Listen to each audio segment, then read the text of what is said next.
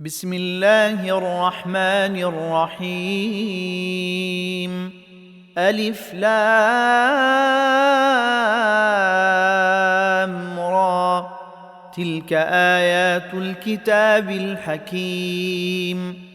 أكان للناس عجبا أن أوحينا إلى رجل منهم أن أنذر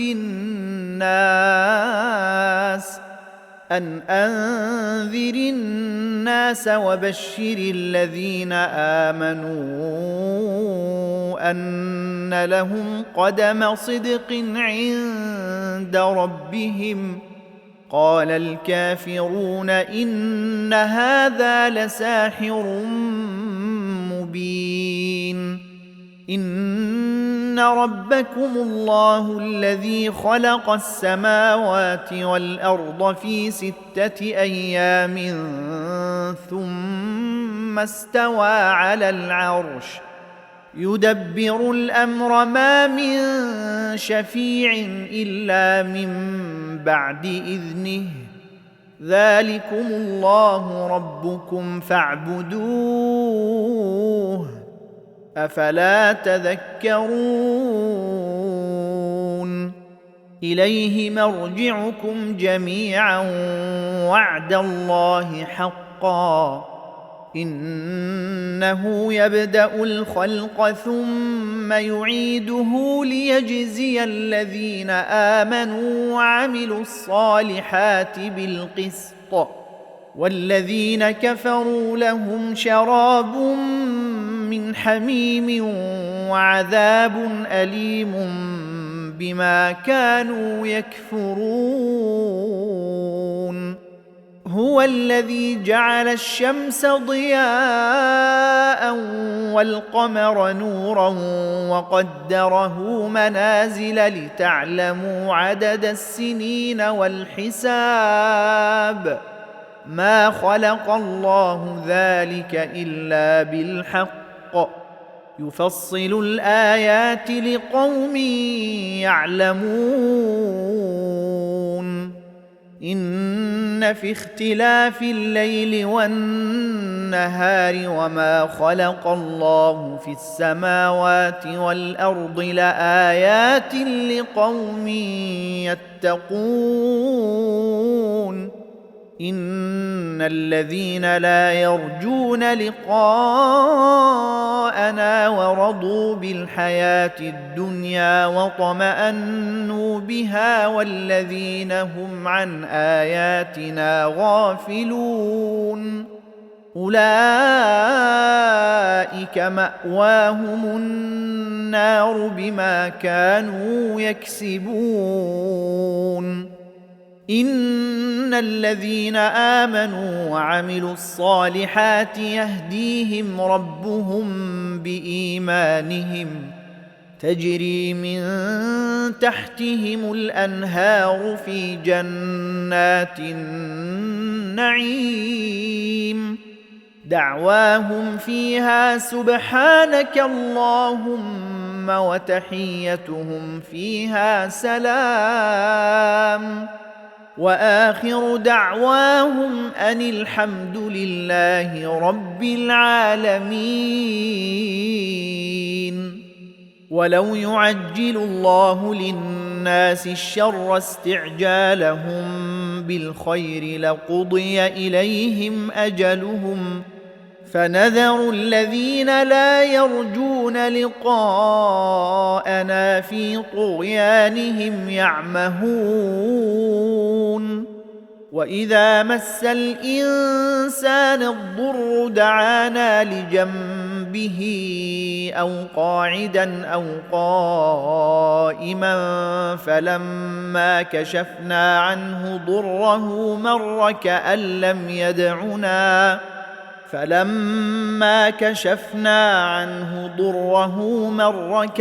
لم يدعنا إلى ضر مسه. كذلك زين للمسرفين ما كانوا يعملون. ولقد أهلكنا القرون من قبلكم لما ظلموا وجاءتهم رسلهم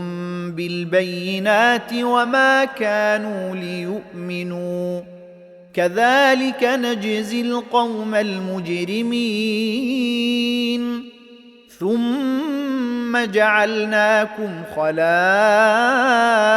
في الأرض من بعدهم لننظر كيف تعملون وإذا تتلى عليهم آياتنا بينات قال الذين لا يرجون لقاء نأت بقرآن غير هذا أو بدله قل ما يكون لي أن أبدله من تلقاء نفسي إن أتبع إلا ما يوحى إلي إني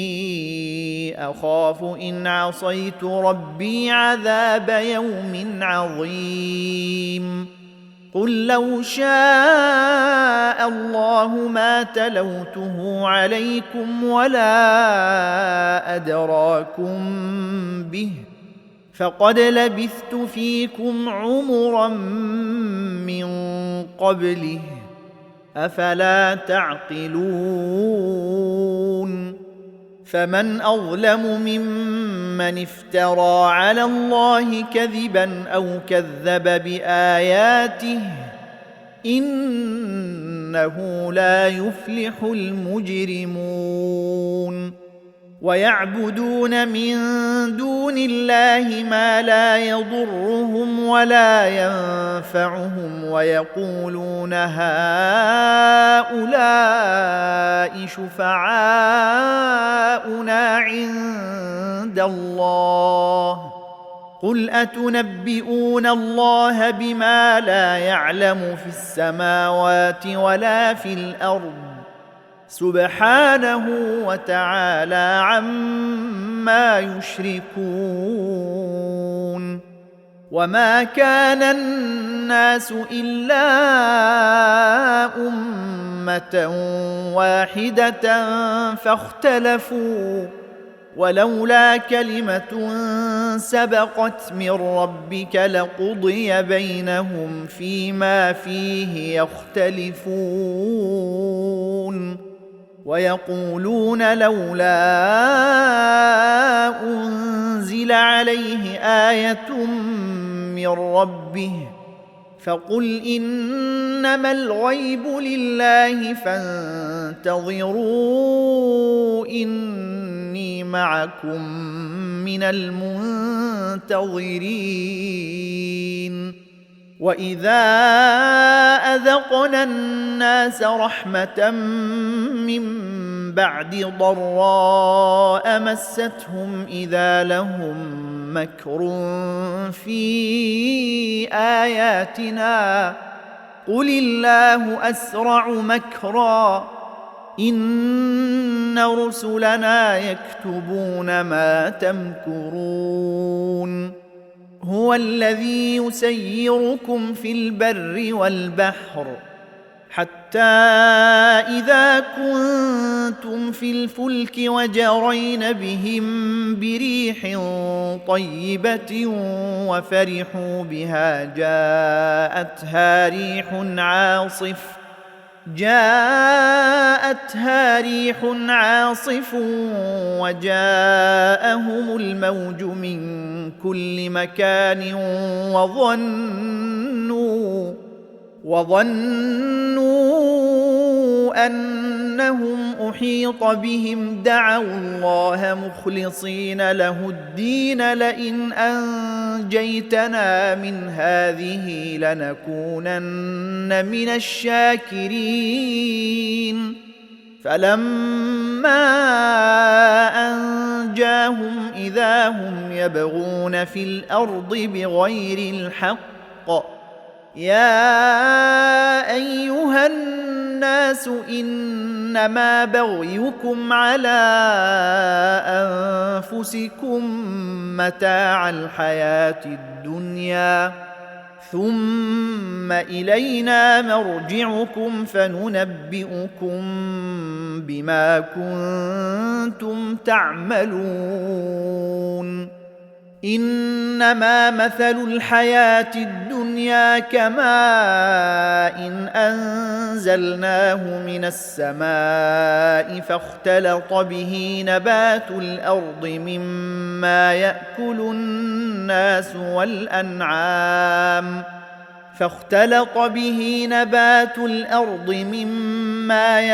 الناس والأنعام حتى إذا أخذت الأرض زخرفها وزينت وظن أهلها أنهم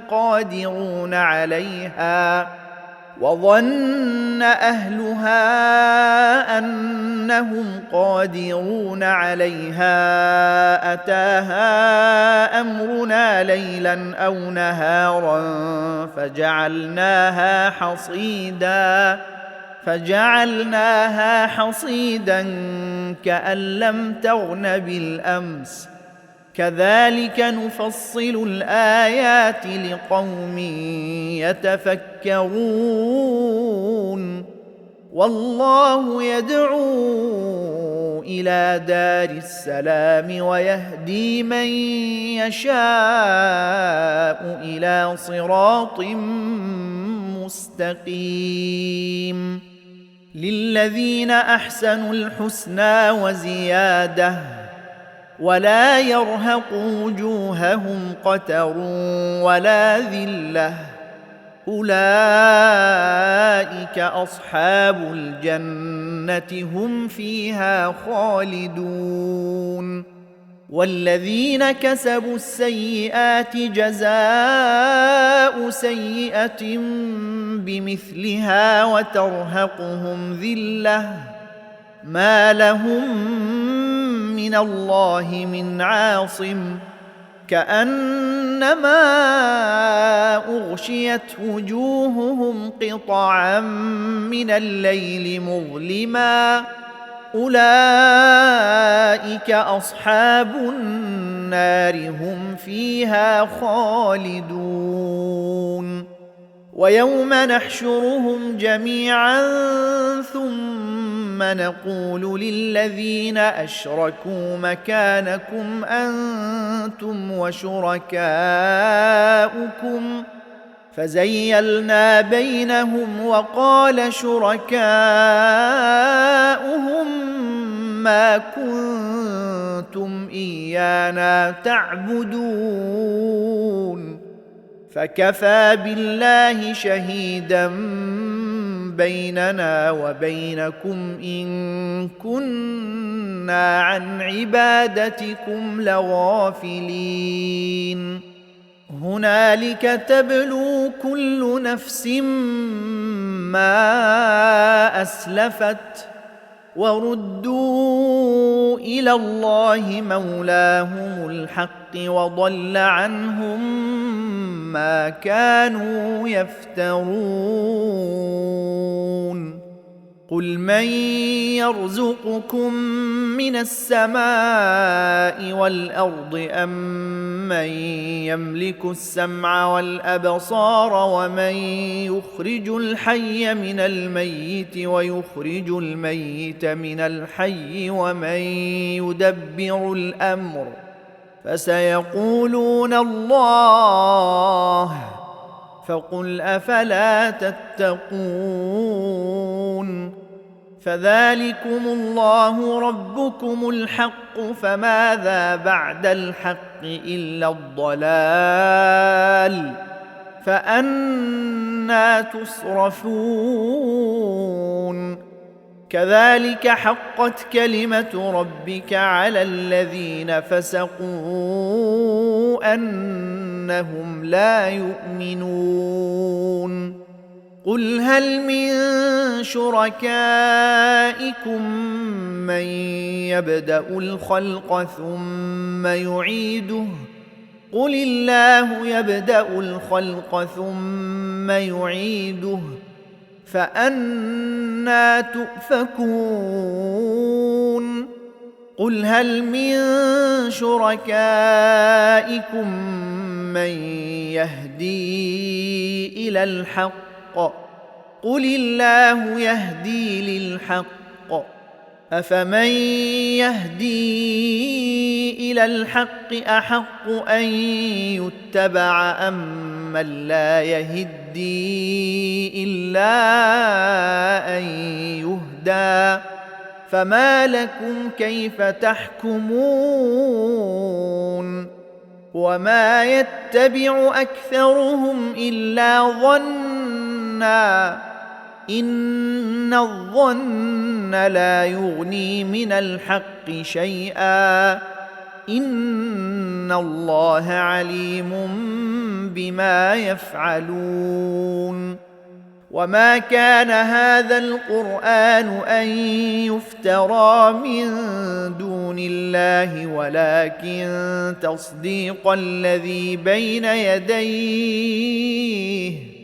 ولكن تصديق الذي بين يديه وتفصيل الكتاب لا ريب فيه من رب العالمين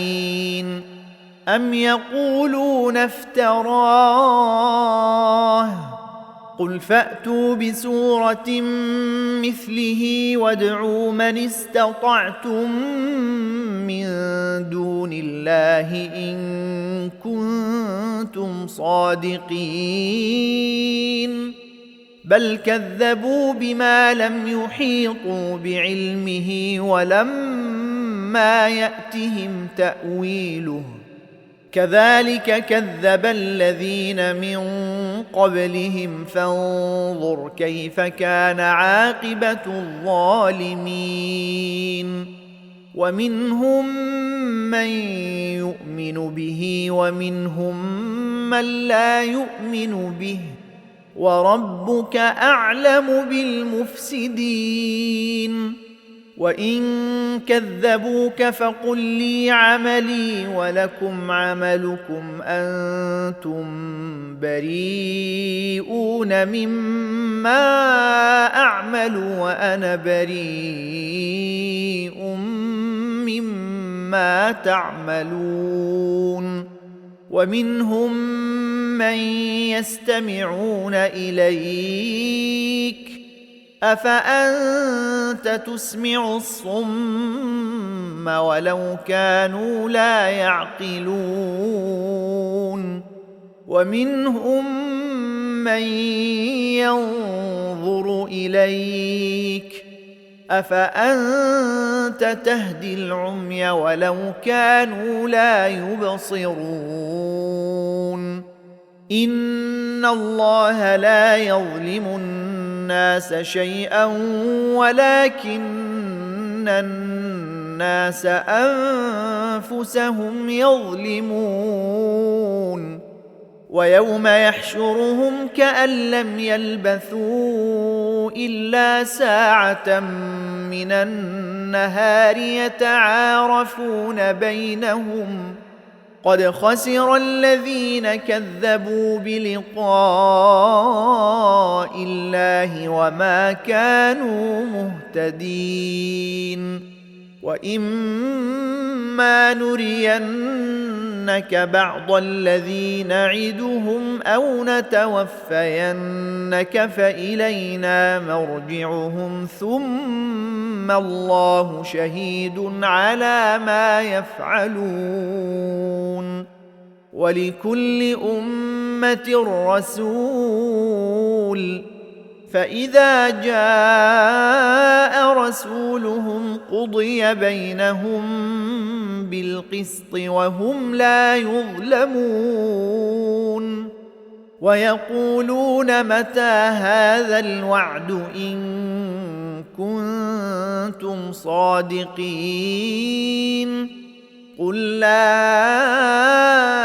أملك لنفسي ضرا ولا نفعا إلا ما شاء الله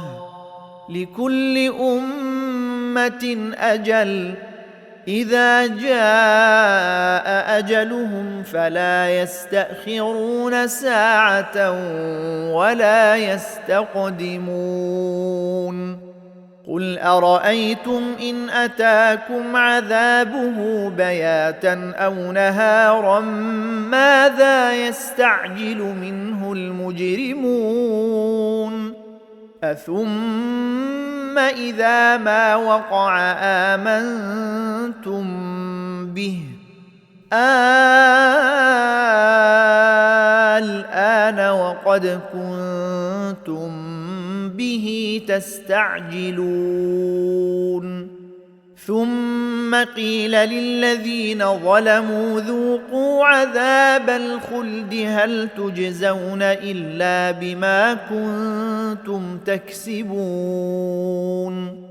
ويستنبئونك أحق هو قل إي وربي إنه لحق وما أنتم بمعجزين ولو أن لكل نفس ظلمت ما في الأرض لافتدت به وأسروا الندامة لما رأوا العذاب وقضي بينهم بالقسط وهم لا يظلمون ألا إن لله ما في السماوات والأرض ألا إن وعد الله حق ولكن أكثرهم لا يعلمون هو يحيي ويميت وإليه ترجعون يا أيها الناس قد جاءتكم موعظة من ربكم وشفاء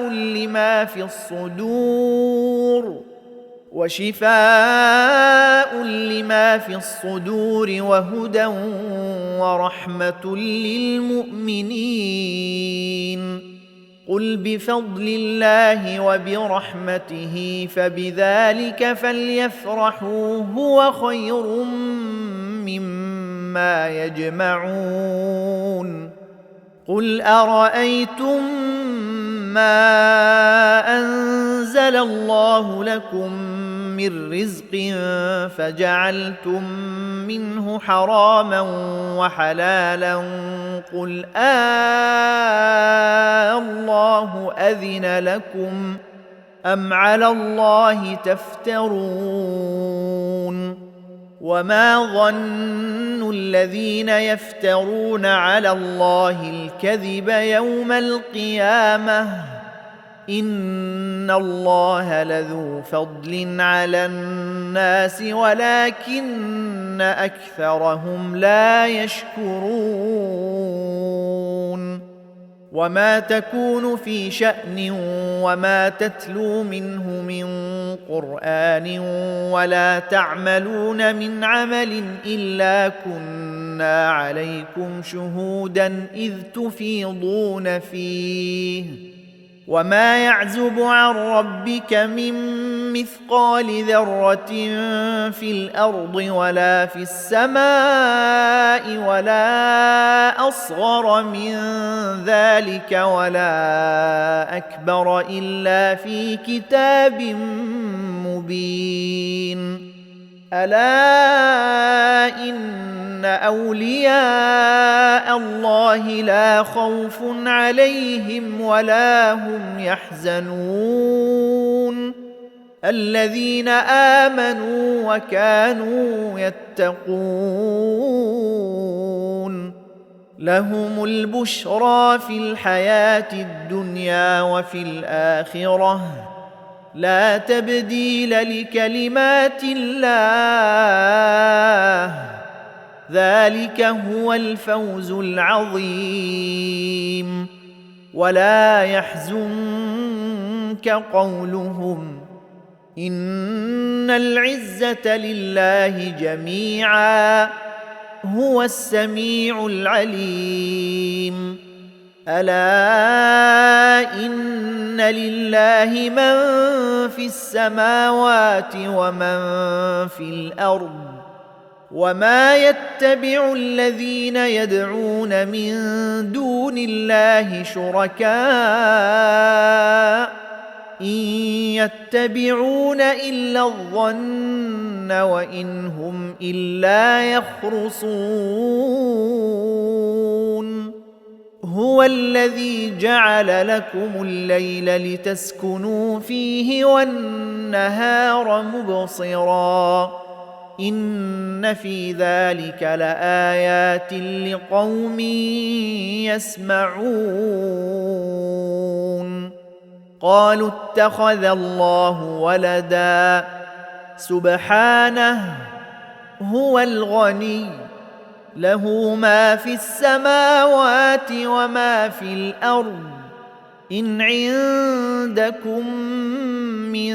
سلطان بهذا أتقولون على الله ما لا تعلمون قل إن الذين يفترون على الله الكذب لا يفلحون متاع في الدنيا ثم إلينا مرجعهم ثم نذيقهم العذاب الشديد بما كانوا يكفرون واتل عليهم نبأ نوح إذ قال لقومه يا قوم إن كان كبر عليكم مقامي وتذكيري بآيات الله فعلى الله توكلت فأجمعوا أمركم وشركاءكم ثم لا يكن أمركم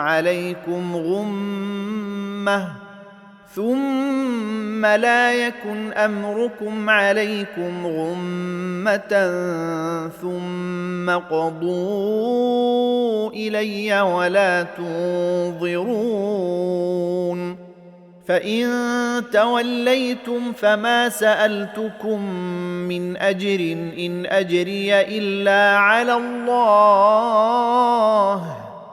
وأمرت أن أكون من المسلمين فكذبوه فنجيناه ومن معه في الفلك وجعلناهم خلائف وأغرقنا الذين كذبوا بآياتنا فانظر كيف كان عاقبة المنذرين ثم بعثنا من بعده رسلا إلى قومهم فجاءوهم بالبينات فما كانوا ليؤمنوا بما كذبوا به من قبل كذلك نطبع على قلوب المعتدين ثم بعثنا من بعدهم موسى وهارون إلى فرعون وملئه بآياتنا فاستكبروا وكانوا قوما مجرمين فلما جاءهم الحق من عندنا قالوا إن هذا لسحر مبين قال موسى أتقولون للحق لما جاءكم أسحر هذا ولا يفلح الساحرون قالوا أجئتنا لتلفتنا عما وجدنا عليه آباءنا وتكون لكما الكبرياء في الأرض وتكون لكما الكبرياء في الأرض وما نحن لكما بمؤمنين. وقال فرعون ائتوني بكل ساحر عليم. فلما جاء السحرة قال لهم موسى ألقوا ما أنتم ملقون. فلما ألقوا قال موسى ما جئتم به السحر إن الله سيبطله إن الله لا يصلح عمل المفسدين ويحق الله الحق بكلماته ولو كره المجرمون. فما آمن لموسى إلا ذرية من قومه على خوف من فرعون وملئهم أن يفتنهم وإن فرعون لعال في الأرض وإنه لمن المسرفين.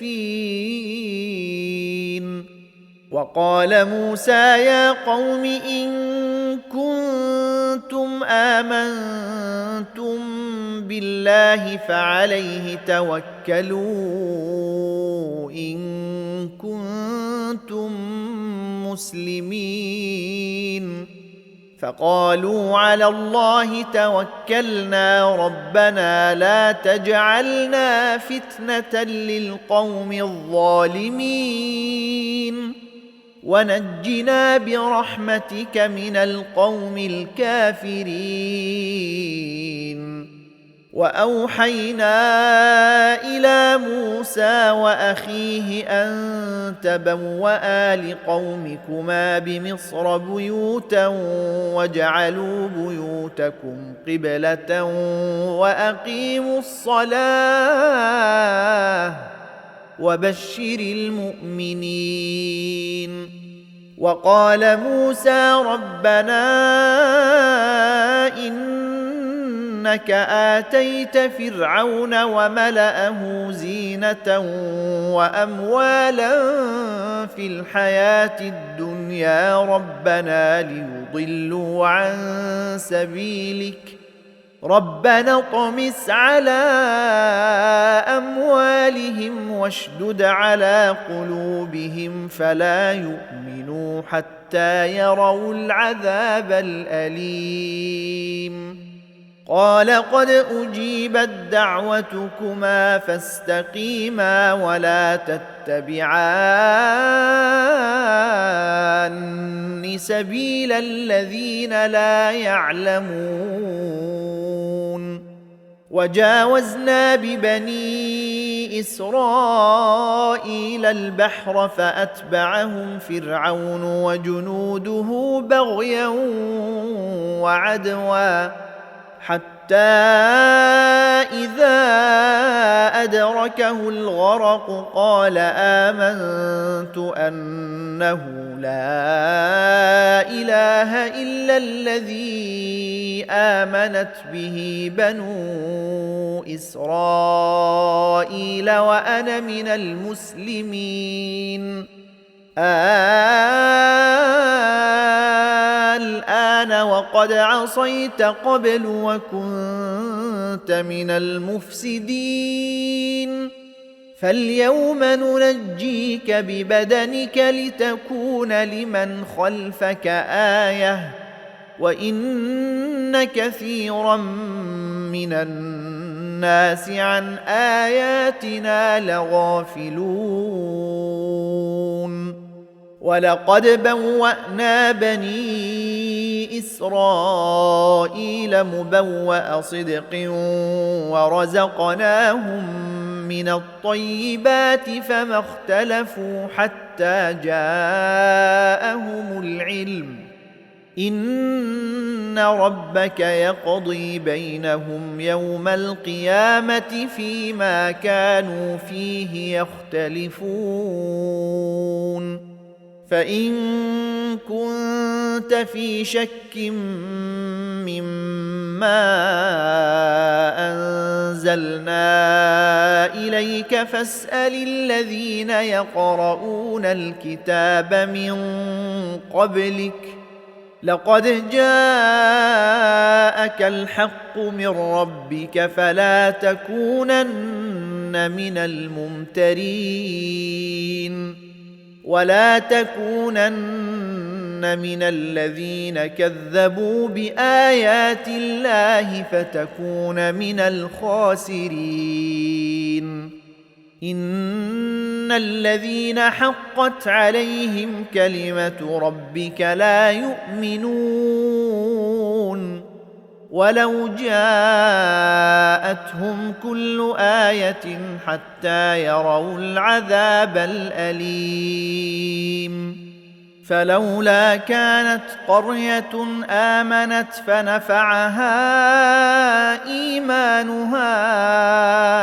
إلا قوم يونس لما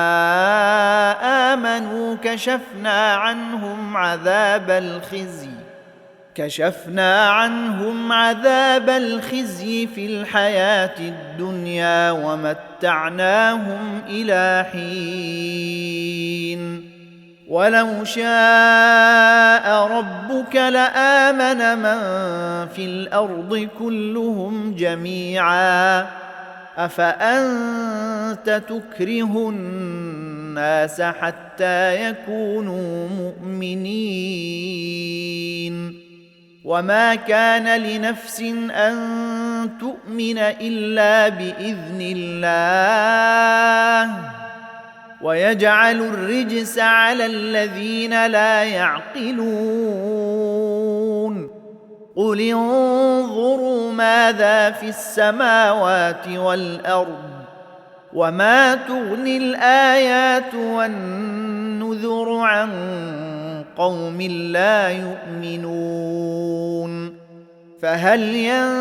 ينتظرون إلا مثل أيام الذين خلوا من قبلهم قل فانتظروا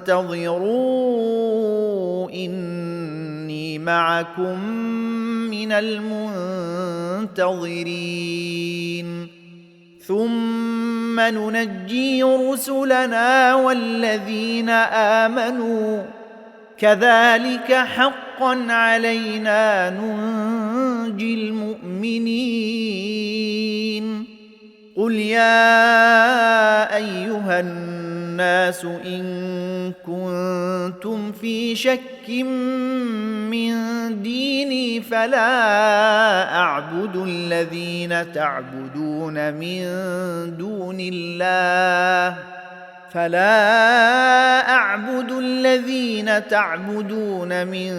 دون الله ولكن أعبد الله الذي يتوفاكم وأمرت أن أكون من المؤمنين وأن أقم وجهك للدين حنيفا ولا تكونن من المشركين ولا تدع من دون الله ما لا ينفعك ولا يضرك فإن فعلت فإنك إذا من الظالمين. وإن يمسسك الله بضر فلا كاشف له إلا هو وإن يردك بخير فلا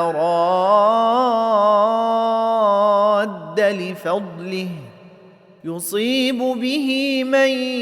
يشاء من عباده وهو الغفور الرحيم. قل يا أيها الناس قد جاءكم الحق من ربكم فمن اهتدى فإنما يهتدي لنفسه ومن ضل فإنما يضل عليها وما أنا عليكم بوكيل واتبع ما يوحى إليك واصبر حتى يحكم الله وهو خير الحاكمين.